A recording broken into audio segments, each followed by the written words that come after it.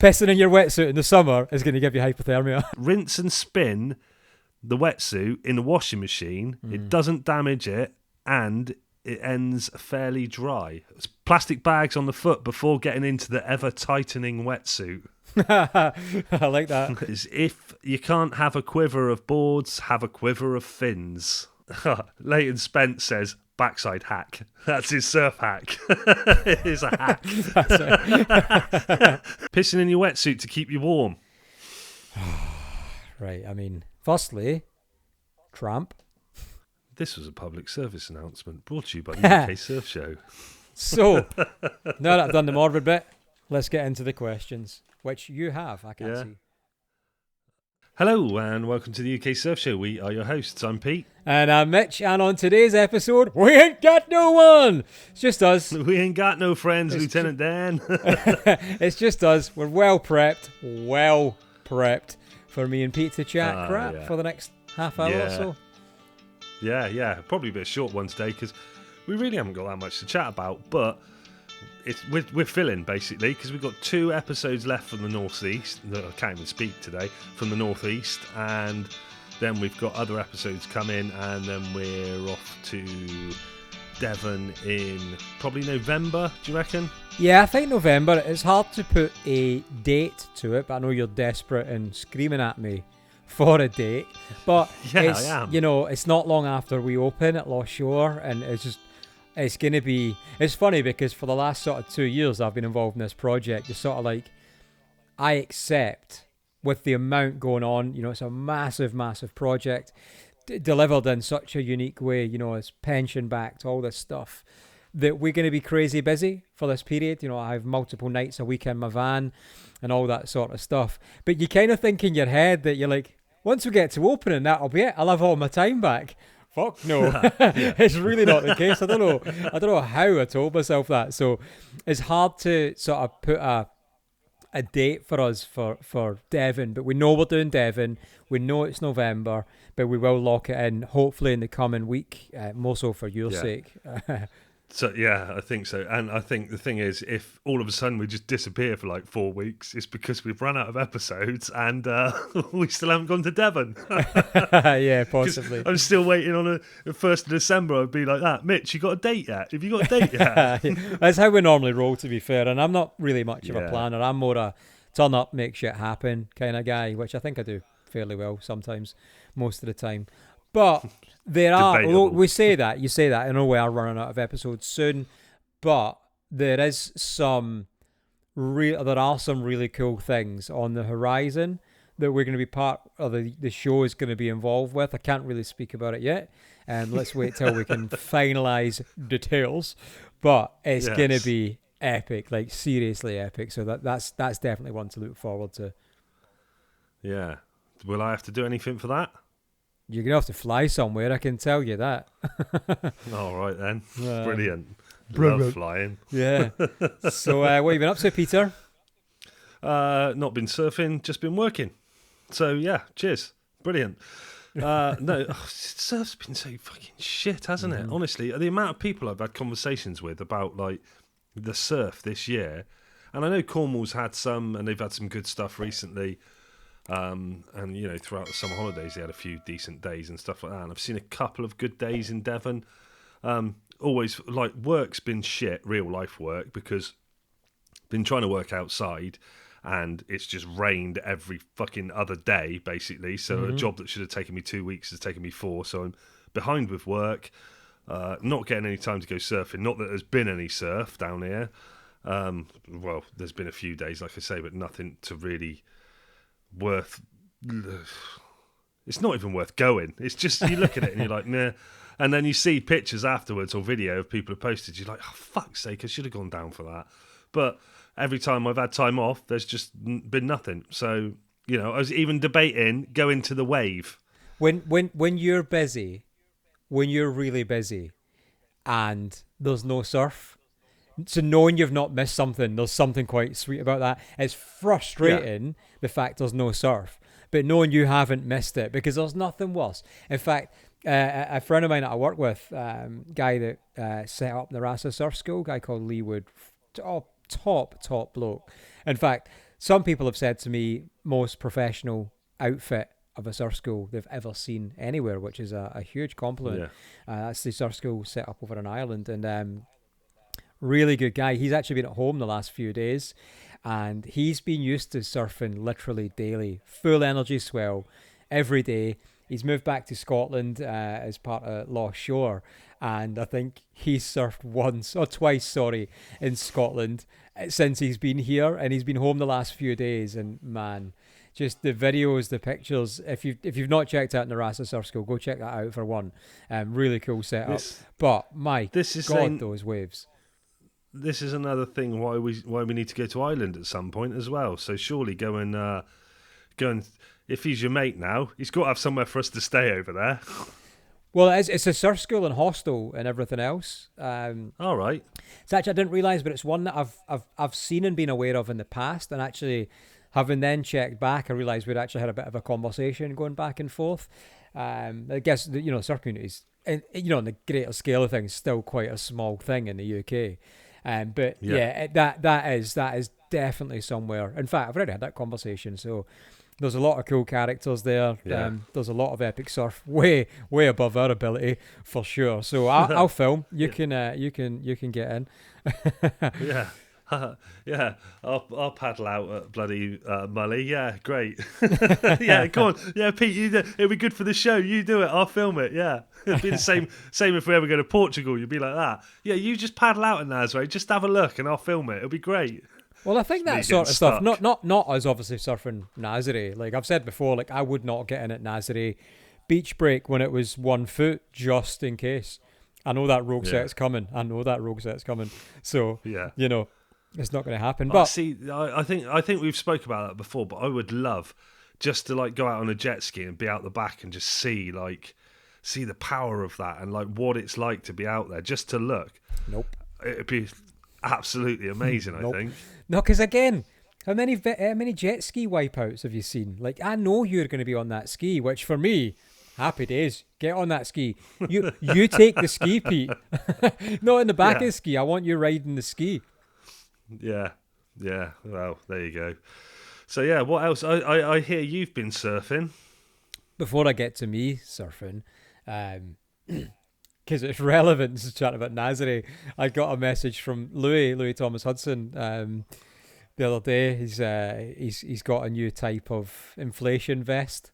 I don't think I'd seen it on his story, and I messaged him. I saw that. I was like, so happy I have saved your life. Yeah. Yeah, because I think we talked about it, but I don't think we went into great detail on that episode of what happened with the beforehand of it. Well, maybe I will post the video. Like I'll post it as a story. Like I post on our feed. That's what I'll do. Because it doesn't need any explanation when you watch it. The story tells itself. It's fucking hilarious. Yeah. But yeah, so my surfing. Where do I start? I can't remember if I spoke about the birthday surf I had with my son, Kyle, or Reef as I like to call him. I don't know if you spoke about it or not, actually. So if you did, apologies. Speak about it again. Yeah, so it was my boy's 17th, and again, I've been speaking about it on the show a bit of late. This year, he's really got into surfing big. My daughter's sort of like... It was always the other way around. My daughter's a year older. They've just turned 18 and 17 this month, actually, in the end of last month. And it was always my daughter who was desperate. She's got her own board, Mitchell Tartan, BP Mini, which you, Peter, would probably refer to as a mid-length. It's a 7.6, unlike my 6.6 version. But it's the same board, same tech, super epic, 4th BP Mini. But she's become that, there's a surf. And she's like, but I washed my hair yesterday. And I'm like, So, she's proper like teenage adult. So she's a proper girl now. Yeah. But now my son really, this year, he's just loved it and he's really picking it up. And quite quickly, we surfed up in Fraserburgh. And we surfed with some of the top Scottish Groms, Crookshanks, little Gabe Noble, who we had on the show, if you remember. Gabe was the lad with all the bands who we was desperate to get surf sponsored. And I think that was, I can't remember when it was still around Easter. The water was freezing and my son was adamant he was going in without gloves, and I knew the water was cold. He somehow convinced me to go in without gloves because he was not wearing gloves. I got to the beach, instant regret. It was howling. So it was the first time I was like, he wasn't on his own because the other Groms, experienced Groms, were in the water. But I was sort of like, oh, it's your kid, isn't it? I was like, and even though he's, just turned 17, he was 16 at the time, he's still sort of like, oh, I can't just leave him in the water. I don't know, it's the lifeguard in me, it's the parent in me, all that sort of stuff. And I'd said to Lainey, because she was sat videoing her kids, just keep an eye on him for us.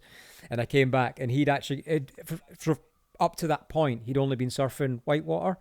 And I'd said to him, do not go out back. So I turn up, obviously sat out back, right? And it wasn't like a big day or anything, right? It was still, I don't know, maybe it's probably chest high, but it's super clean. And he was out back, but as I turned up, he was just bombing along on, it was either a right or a left. And I was like, oh my God, man, absolutely buzzing. And he, although we've only probably surfed 3-4 times this year, he is out back. And it's such a nice thing to do with your kids. Paddle out back. He's out back. He's catching waves. He's kind of, not that I'd say he was ever scared, but he's lost that element, or he doesn't have that element of worry. It's just me that has it. He's fallen off his bike enough times to not have any worry about anything anymore. That's true. It's true. So I said to him, like, what do you want to do for your 17th? He's like, I want to go surfing with my mates. And I'll be honest, the last time I spent time with his mates, in fact, all of his mates, their gamer pictures and their Instagram profiles, they all have photos screenshotted from my Instagram. They have my profile pictures as their profile pictures, which is just, I don't even know what I think of that. It's amazing.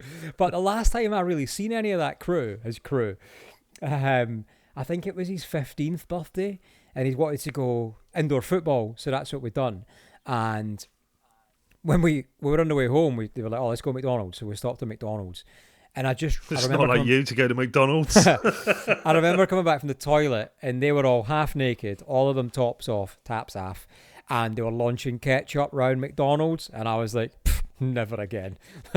Never again. So I was like, oh, what's it going to be like? They're all proper gym queens now. They're all proper buff. They're all ripped.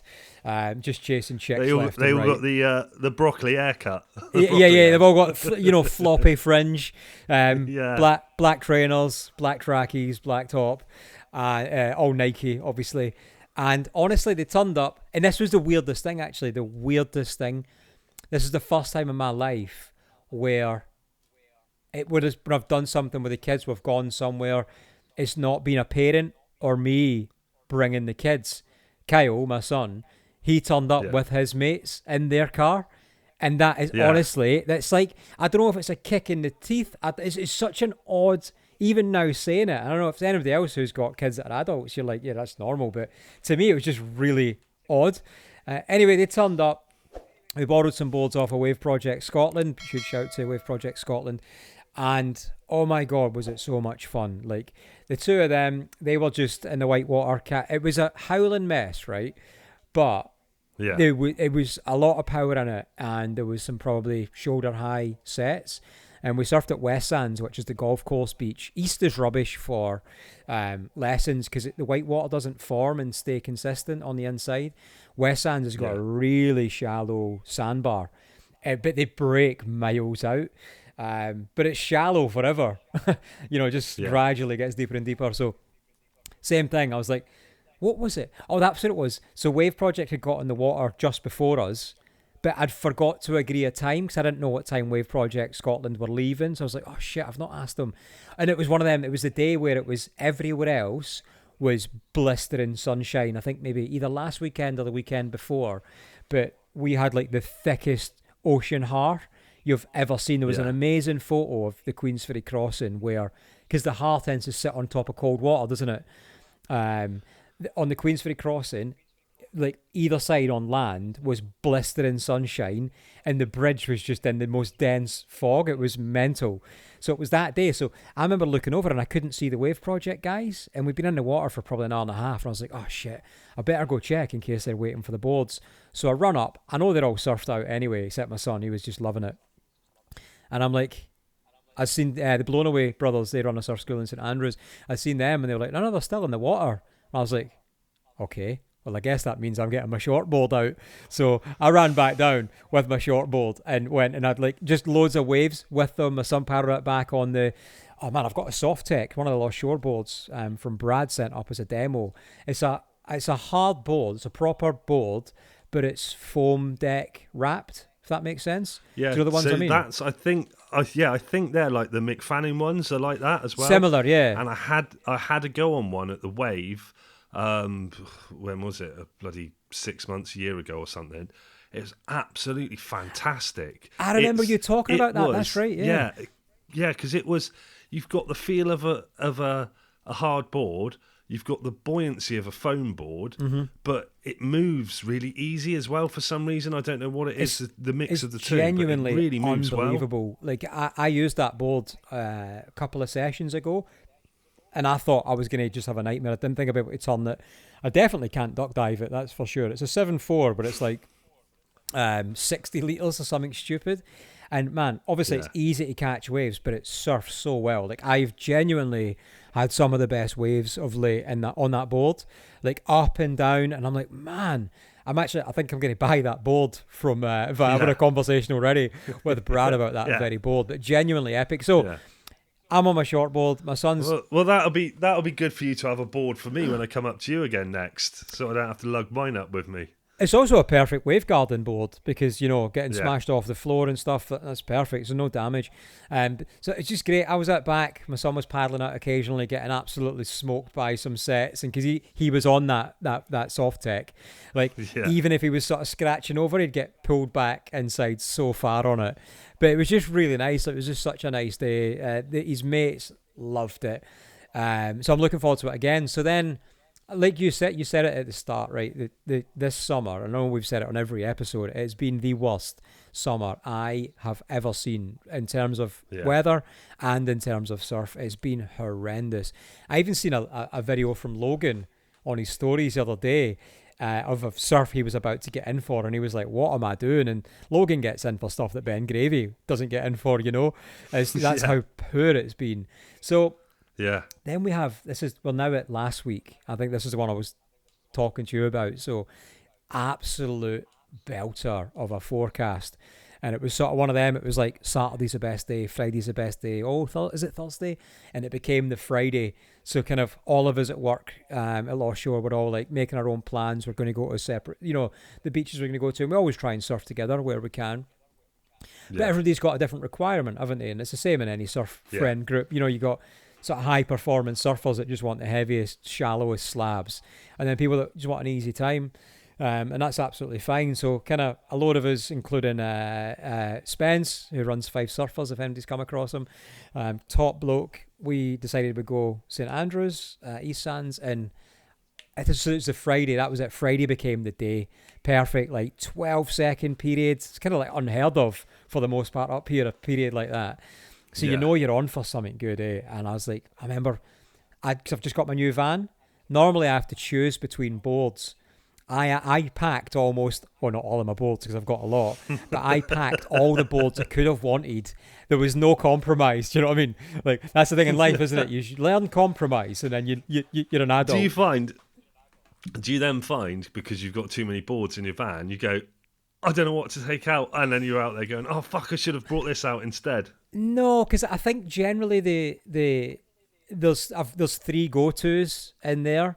There's my Firewire Mitch helium mashup, my J, the tartan board, the wee nip, the little 5.7, and my rocket wide, but I've not really given that much of a run out. In fact, it was the first time I've taken that in such a long time, because every time I surf it, it gets damaged. So I was like, I'm taking everything that I could possibly want. I'd planned to be up there. It was a great day as well. It was like full pushing tide all day. I think low was at like 6 o'clock. It's just perfect. So I was like, well, there's no rush. I can have a longer sleep. I'll get up for maybe 6, half 6, and I'll head up.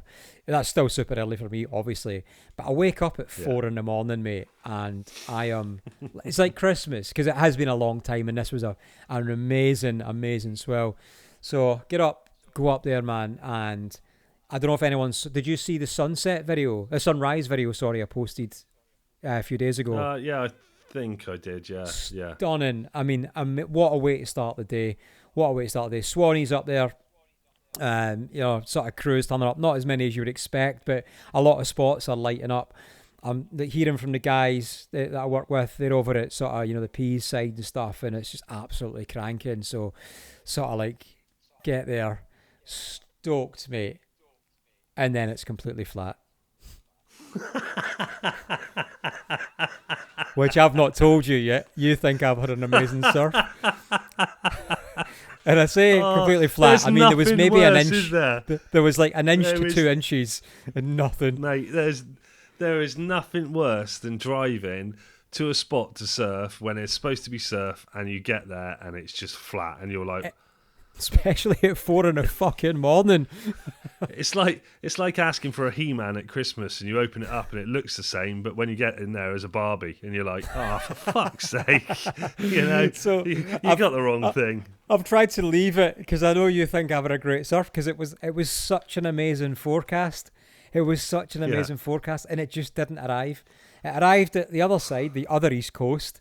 Not as amazing as expected, but they had a great time.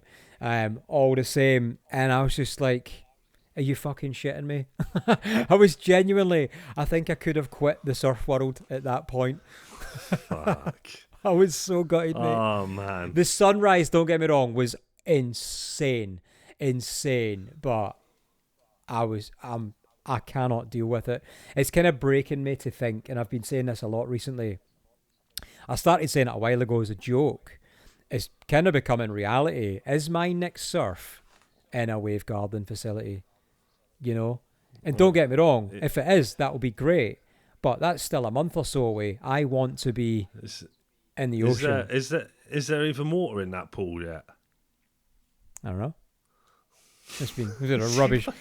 It's been a wet summer, so I'm going to say yes. Yeah. Well, it's been raining, so yeah, probably. Oh man. But yeah, it's more than likely it will be. Another surf, another lost opportunity, another burn. I thought you did go. You actually went for a surf though as well. There was one you had as well. Was there, or was that the one? No. That was the one I was telling you about. It was a promise. I bigged it up to you, and I've purposely not mentioned it because I knew you would laugh your tits off at me. When I told you. Got it. Jesus. No, honestly, The problem with this is, like with the surf show, is when there's no surf, there's fuck all to talk about. It's having a niche podcast. I know there's stuff to talk about, and we'll prove that point in a minute because we put out a question on Instagram and got some good 2 hours responses, ago. actually. Yeah, no, yesterday. But yeah, it's one of those things where I'm just like, I haven't been surfing for so long. I just feel like... I fucking feel like a fake running a podcast because I haven't been surfing for so long. I know you say that, and I know why you say that. But do you know what I mean? Shit. I mean, because I'm like, I haven't been able to get down there, and I haven't been able to like surf because there's no waves. I guarantee the amount of people listening who are exactly in your boat right now, and they're saying it's the same for fucking everyone. So yeah. I definitely wouldn't feel bad about that. That said, as well, I was supposed to surf the 7 bore tomorrow. When we're recording this, so I won't say what day that is, but I was supposed to surf the 7 ball tomorrow, but work can't, so I can't get there. So JB, sorry, I didn't make it, mate. But yeah, going tomorrow. He's invited me again, and he said, especially don't bring Mitch if you come in, because he's an idiot and that. But well, I don't think I would do it again. I've said this before in the show. I don't think I've done it once. We had an amazing time.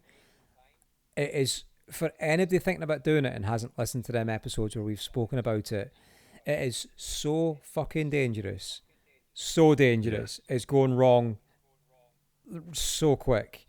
I think we underestimated, underplayed, undervalued, all of that stuff. Not to say don't do it, but what I'm saying is be very prepared. Like I said, we joked about it. There was people stuck under trees.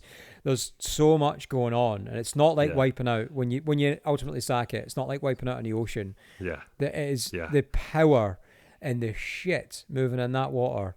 I think we maybe just got lucky. So I think now that I've done it, I'm happy. I think I think it's also one of those where don't just assume you can turn up and surf it, because there's so much. Like, if we hadn't been given the information and the people we were with, we'd have been proper fucked, wouldn't we? To be honest, like, it's one of those. I don't think it's something you could just turn up and go, "Oh, I'm just going to surf the ball." You need to know where to get in. You need to know where to get out. You need to know what's going on, what happens, what's in the water, what are the dangers. Like, there's so much going on, which I know I've said it before, exhilarating and terrifying at the same time, which it is.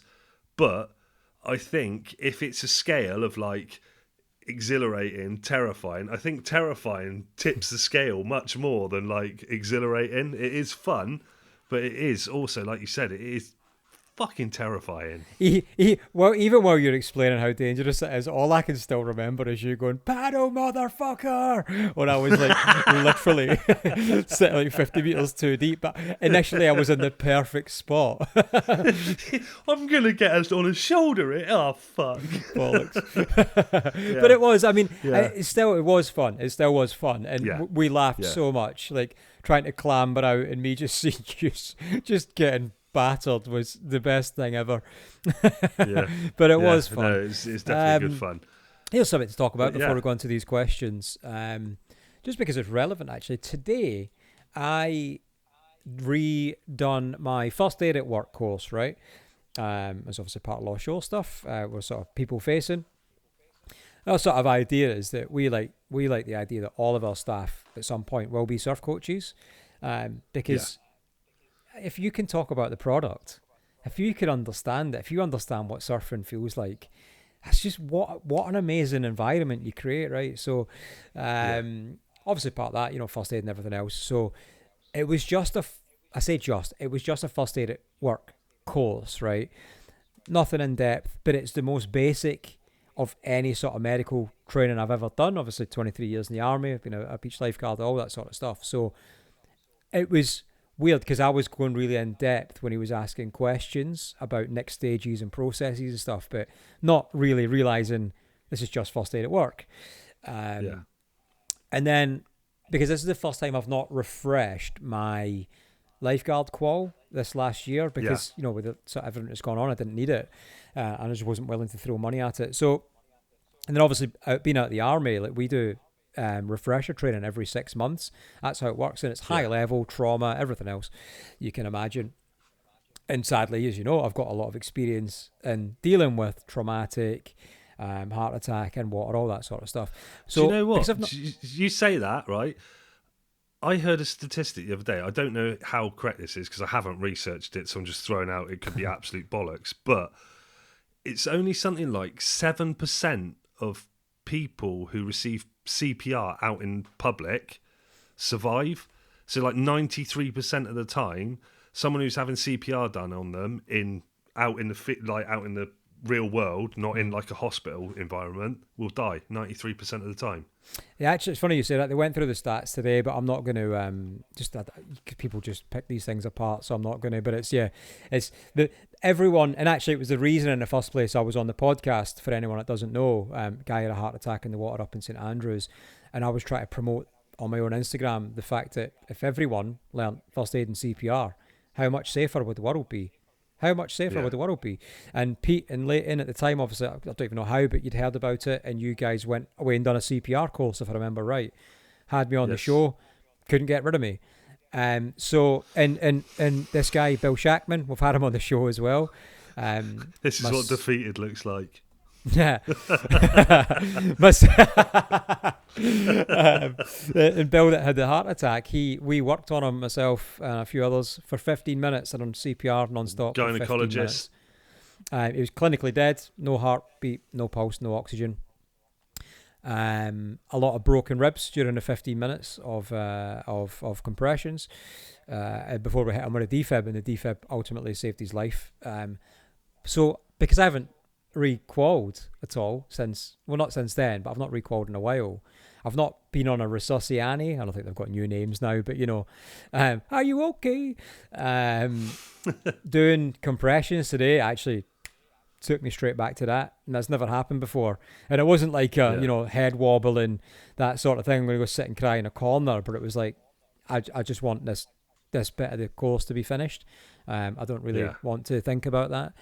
So it was a bit odd. It just took me back to that. So again, this is just a shout for anyone listening. If you aren't qualified in first aid CPR, please go learn, because you might be that person who suddenly has a trip, fall, hazard, injury, heart attack, whatever it is, and no one else of the people that are around are able to help. You know, that's the difference between life and death. This was a public service announcement brought to you by the UK Surf Show. So, now that I've done the morbid bit, let's get into the questions, which you have, I can't see. I have, haven't I? Where are they? Right. They're not actually questions. So I asked the question, what is your best surf hack? And let's start you off with one of your favourite from Cookville Clothing, which we got a discount code at the end of the show for. Pissing in your wetsuit to keep you warm. Right, I mean, firstly, tramp. Right, would you piss in your Cookville Clothing t-shirt? I don't think so. Why would you do it in a wetsuit? I would if it kept me warm. Okay. I'll piss on your Cookville t-shirt. Does it keep you warm though? Well, let's add two questions, right? Because we've done this one before, and I remember the answers. Yeah. And funnily enough, I was speaking about this very topic today. So, first question within pissing in your wetsuit, not that I do it because I'm not a fucking dirty tramp. Does it damage your wetsuit? I've done once. No, it doesn't. No, it doesn't. We've done that research. It does not. So it doesn't damage any seams, doesn't damage any bonding, doesn't damage any glue. None of the research supports it. Still means you're a fucking tramp. But also on that, there is a case with as long as you're maintaining your wetsuit as well. Now, did we say that at the time? I don't remember that. But yeah, I think so. I think you've just made that up. Whoever we spoke to, no, I think it was like as long as you like cleaning your wetsuit, you're not just leaving dirty, pissy wetsuit, you know. And the second part to it was that, and this was research done by, wasn't divers, but it was something like that, triathletes or something. I can't quite remember who it was, but it was research that was done. So this obviously isn't going to happen in summer. It's extreme cold weather, extreme cold water, so full on winter time. What happens when your body gets extremely cold? What does your body do to make itself warm? I don't know, tell me. Well, what do you mean you don't know? Makes you shiver. That's why you shiver. I wouldn't. To be honest, mate, I wasn't listening. I was just reading the next question. All right, okay. So your body, to warm itself up, that's why you shiver. That's a reflex. Your body makes you shiver to warm you up. At the point your body stops shivering, that's a problem, because now your body has gone into vital save itself mode, right? So it starts shutting down. When you stop shivering, it's a problem. So what happens when you pee in your wetsuit, when it's extremely cold, let's just say you're at that sort of stage, you fool your body into thinking it's warmer than it is for a period of time. Yeah. So actually, if you were close to that hypothermic stage of shivering, your body's like, nah, you're all good, mate. So pissing in your wetsuit in the summer is going to give you hypothermia, basically. So that's pissing in your wetsuit, you dirty fucking tramp. Yeah. I was going to say, coupled with that, there was one came in from the Scottish surfer that said, the use of toilets, public toilets, you fucking tramps. I did send that, didn't I? Yeah, we got two coming from Paz. The first one is, when the wave breaks here, don't be here or you're going to get drilled, which is a North Shore reference, which you will have no clue about because you still haven't seen the film. And I will make you watch that. But also, Paz says on his surf hacks, rinse and spin the wetsuit in the washing machine. It doesn't damage it, and it ends fairly dry. So I don't know if I trust that or not, because I've always thought not putting it in a thing. Not obviously if you're not putting it in like 60-degree boil wash or whatever, but rinse and spin in theory is just water, isn't it? It's just rinse and spin is just water going through it. It's not to do with the water. Water, sorry, not Walter. Water. It's not to do with the water. It's got water going through it. So this is something that I've heard a few other people experimenting with actually. And they said the same, doesn't damage a wetsuit, gentle cycle, all that sort of stuff. Presumably you'd wash it in surf. But of the people that have said just got that. You'd fucking help me. Bang! Jesus. And the thing is, these people that I know that have said this works, and I'm sure it does work, they've not had the benefit of testing that for 2 years So, Yeah. smashing the bonds and the glues, I'm just not having it. There's no way I'm putting a wetsuit in the washing machine. But if it works for you, knock yourself out. Yeah. So if you do that and you get a problem, go and see Paz, and he's on Instagram, and you can send your bill to him. I've not heard from Paz forever as well. Hello, Paz.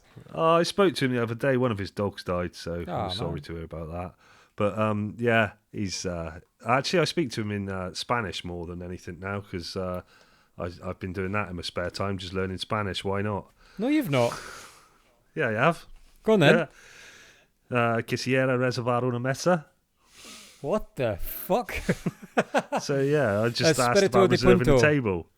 With these Ferrero Rocher, you're really spoiling us. Jesus Christ.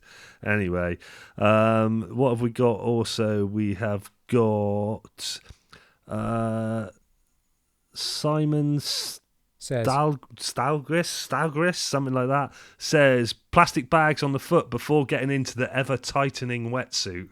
I like that reference. Ever-tightening wetsuit. Yeah. Not relevant to me. That's not relevant to you. Nothing to do with the ever-expanding body. The ever-tightening wetsuit. Yeah, like that. That's what happens when you put it in the washing machine.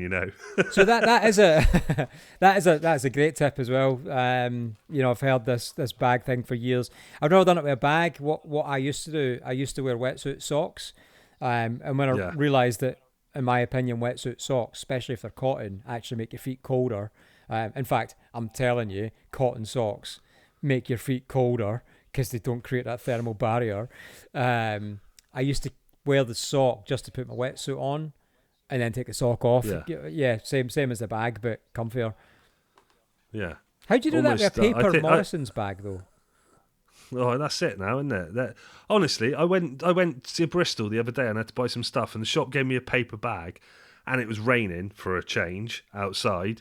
Literally, I walked down the street probably 30 yards, and the thing just disintegrated in my hand, and I was like, what's the fucking point? What is the point? I understand it if you live in somewhere like California where it hardly ever rains or anything. Yeah, great, paper bags, but like it's just... Did it last longer than a McDonald's straw? No, it didn't. Jeez, it's ridiculous. That's the gauge as well. Right, go next. Oh man, honestly, hold on. I've got to keep flicking between screens here. Someone, Life Stretch Surf Sober, said the best life hack he's learned is dropping the ego. That's a shout. Do you know what? What that ties into for me is this 3 foot head high shit. Because there's a bit of ego in that, isn't there? There's just playing it down. Ego goes two ways. I think it's just go out and enjoy yourself. Forget everyone else, or don't forget everyone else. Include everyone else. I agree. Good point. Yeah, there is. I think I do think that thing. There is a lot of ego in surfing, and there's a lot of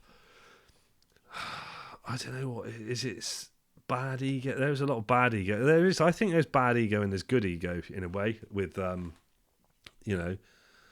with surfing. Oh, I'm not going to go too deep into it, but bloody, I think there is a lot of, what's the word? I don't know what the word is I'm looking for, which is like a lot of macho ego.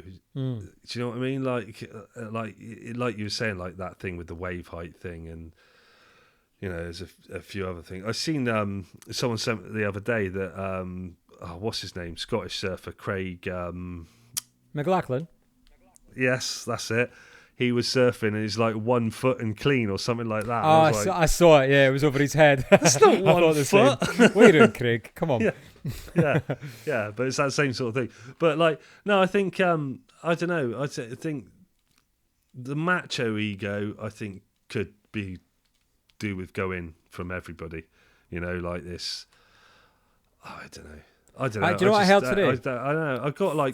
I got quite strong feelings about it. Like, I just think you're a dick, basically. Well, I held today because I asked in the office for some questions. So from Dr. Jamie Marshall, world's first surf therapy PhD, part of the Lost Shore crew, he said, "Lighten up." Why don't everyone just lighten up? And there it is. Right, next. That's a much better way of putting it, than what you- I was actually trying to say. I don't even know what you're saying. Go. I Next. saw a drawing today that's like was perfectly explaining it, and it was like the drawing of the horse, and the back of the horse was like this perfect like art picture, and it's like what I'm thinking, and then what I say, like the front's drawn like by a 4-year-old. It's like what I say, it's like Yeah, that right. side of it. I was like, yeah, that's pretty much it. That's pretty much me. And then Sam Hayes says, if you can't have a quiver of boards, have a quiver of fins. That's interesting. Yeah, that is a good shout. I think that is a good shout. But I'm going to have a quiver of both. Yeah, I know. Well, it's because you're stupid and you've got space to do it. Yeah, But I do actually. I think the thing with fins, I think we do need to go like more in on fins at some point. I know we've done it in the past before, but there's so like I think me and Leighton did it on longboard fins when we were talking to Dom and he was talking about different sides of fins. But really getting deep into fins of like the difference they can make in your surf is huge. It's like you said, was it Brad that said about you buy the expensive board? Yeah, 30%. He said you buy the expensive board, and then you want to put a like £10 fin on it. It's like, it's like buying a Ferrari and putting a paper mache spoiler on the back or something like that. Well, the fins for a short board make up 30% of your board's performance. So if you're willing to spend the best part of £1,000 on the board, and you're going to go buy a pair of 30 quid plastic fins with no tech in them, that's 30% of your board. And the more you're able to surf, from the point you can catch your own wave, the more and then the better you get, the more exponentially important your fins are. They do matter. Yeah. And I think I've spoken about this before. I was actually supposed to make a thing with Brad at Snowdonia, sadly, before it closed down, about this very topic. So probably going to do it next year when Lost Shore opens, very same thing. And just go actually try it. Because the hard thing to do when you experiment, because it's so inconsistent. The waves are different, power's different, energy's different, swell period's different. So many variables. So to try and understand from a regular surfer's perspective what that fin's actually doing for you and to feel the difference is quite hard. But if you're able to at least do it on obviously consistent waves, then you're going to know. So that's the sort of premise of what I'm going to try and do. But we'll get there. Any more? And I think, I don't know if there's any more now, if I've missed any or not. I think Leighton Spence says backside hack. That's his surf hack. It is a hack. That really actually made me laugh. There's one more. Coolzo Stone Reed says learning to use the rip to get out of the back, absolute energy saver, especially when it's big. And that's one of those where I'm like, that's a really good hack, but also that's not a hack if you've just started surfing. If you've just started surfing, I've got a slightly different opinion on that. I think if you've just started surfing and you get into the rip and you get out to the back miraculously, really easy, really quickly, you've then got that thing of, oh shit, I've got to get back in, and you're not experienced enough to be in the right position, and you're just going to get trashed completely. So, yeah. Once you're at a level where you can get out to the back on your own and you can paddle out there, once you learn to use those rips, it's like you say you've got an opinion about that, but you don't often surf like somewhere like, say, Saunton, for example, in Devon, where it's a really fucking long paddle out as well. If you can get in the rip and you know where that is and you just get in the rip and you're out the back in like next to no time. Whereas if you try to paddle through the waves there, you're going to spend 3/4 of your surf session paddling out there. Well, firstly, because you use Saunton as an example, that's exactly what I did at Saunton the first time I surfed it. I didn't know otherwise, but I did. But I just want to cover off the point because I agree with the principle. I completely agree with the principle. For me, the reason I don't bother going and paddling out in a rip somewhere and then paddling across the 300 metres or whatever it might be is because if I can't make it out back through the middle, for me it's all about going route direct, and yes, I'm going to get pushed back inside a little bit, I'm going to work harder, blah, blah, blah, blah, blah. But if I can't make it out back, I shouldn't be out back. If I can't paddle through it, I shouldn't be there anyway. So I learned so much. I've learned so much about the wave. So before I've even taken off on a wave, I know exactly how powerful it is. I know how fast it is. I know everything I need to know about that wave. It's just then for me to make it. But also you add then the element of, let's say I make it out back. Let's say I make it out back, right? And then I catch a wave. If I take the rip route, I catch a wave and it is way outside of my ability. But I've gone out in the rip. It's weird. It might not be that big, but maybe it's stupidly powerful. And I get tumbled and rumbled and I can't get in. I can't get back out. I'm fucked. I'm absolutely fucked. So everybody's going to have a different opinion listening. But I sort of think, and I'm not saying just go out the middle because it's a kind of, it's a conditioner. See, if you go out in the middle, you're fucking Ian Bealed by the time you get there again. Which I have not used for ages, and people still send me Ian Beale references. I hate when you say that, yeah. I've got nothing left. I hate when you say that. Anyway, I've got a couple here as well. I just asked for some things that sort of frustrating things you see in surf schools, or some things you might see, being around that kind of environment. And somebody said this might be more European based. It's things that you see, not necessarily UK surf schools. But it's surf instructors sat on the beach checking out the talent on the beach while the students are getting slammed in the shore break. I've definitely seen that. I was going to say, to be fair, that's definitely not the UK. That's definitely not the UK. There is no chance I'm reading out this next one. So I guess that's it. Yeah, so I think that's pretty much it. We've got 2 more left from the Northeast, and one of them is, I think, may well be the longest podcast we've ever recorded. It's 6 days, 3 hours. And that's how long it's going to take to edit it, let's be clear. Yeah, no, I think it's nearly 3 hours long, actually. I think it is. So, there's the other one as well, which I insult people. We got that one to look forward to as well. Pete insults disabled kids. Yeah, classic brilliant. Pete. That's great. Yeah. Classic So Pete. you have to listen to it to actually get the gist of that. But it was an unintentional insult, and it sort of backfired on me. So that was good. I cannot wait to do the teaser for that episode. It's just going to be you and that insult. Don't fucking hell. It will be as well, don't it? Don't forget then, if you want 10% off at Surface Wetsuits, use the discount code UKSurfShow24 at the checkout, and that will get you 10% off anything you order from Surface. And if you want to get 10% off molded earplugs, use the discount code UKSurfShow24, and that'll get you 10% off. Yeah, because you always need earplugs in the UK. Do you know why? Why is that, Peter? Because the water never gets above 16, 19 degrees, Fucking whatever you hell, said I've it is. said this every time, and you start on 19. When it's above 19 degrees water temperature, you don't need earplugs. Anything below, you do. Yeah. That means all year round, you do. So, should you wear them in the shower then? How hot's your shower? It's probably about 35 degrees. I don't know. I haven't paid the gas bill, so. Well, there you go. And then also Cookville Clothing. If you want 10% off there, use the discount code UK Surf Show 10, and that will get you 10% off anything from Cookville Clothing.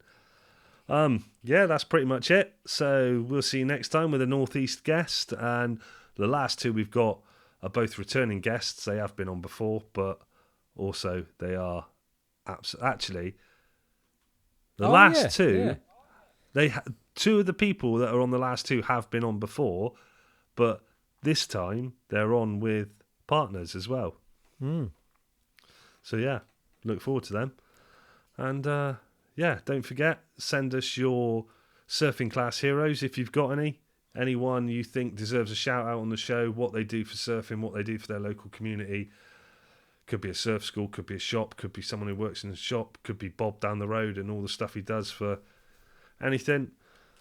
And I think that's pretty much it, isn't it? For shizzle. Catch you on the next one. Right.